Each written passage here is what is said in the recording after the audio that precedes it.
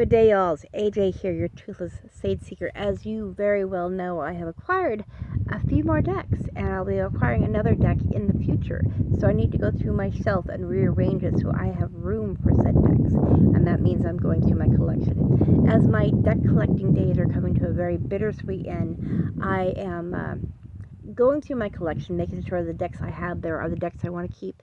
And that each tarot deck has a paired oracle deck and vice versa. I work with tarot and oracle together. Although I work with them separately on occasion, I like working with them together.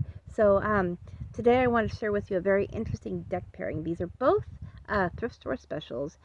One deck I'm very interested in. The other deck I'm not really too keen on, but it is what it is.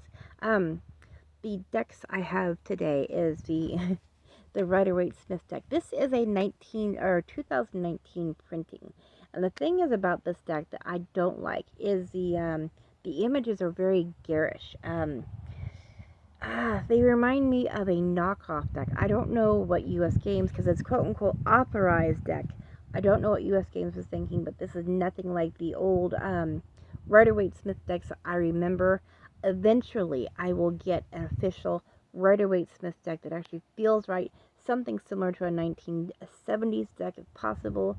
But for the moment, I'm keeping this deck because I gave a copy of this deck to my nephew. If he has any issues, I can pull out this deck.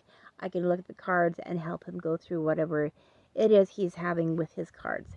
So I'm going to keep this deck, but I'm pairing it currently with a very interesting and unique Oracle deck that I got from the thrift store a while back as well, and that is the Enlightenment pack.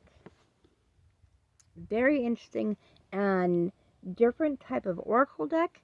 It's got 48 cards, 48 cards, a guidebook, and this is from 1996.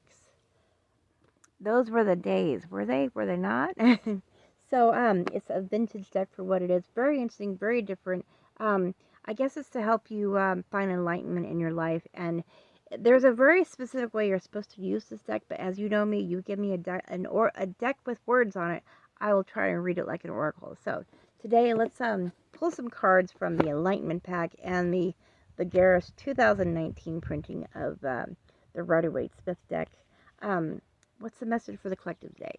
So the tarot card I pulled today is the Emperor card. Oh, this card keeps on popping up. It must be telling me something. It must be telling me something. And the interesting and unique card from the Enlightenment pack is the Shadow. And this is the unconscious card, the unconscious suit. There's 6 suits in this deck. So what's the message I'm getting from these two cards?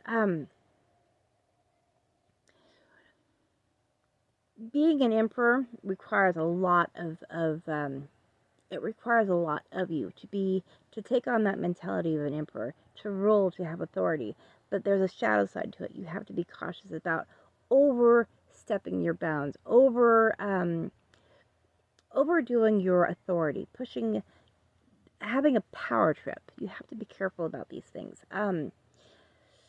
Although it's something that we strive for, we want to be, we want to do, we have to keep in consideration the shadow side of being an emperor, where we can overdo things, we can push our authority too far, we can rule a little too hard, instead of actually being a leader, but being someone who's pushy and overruling.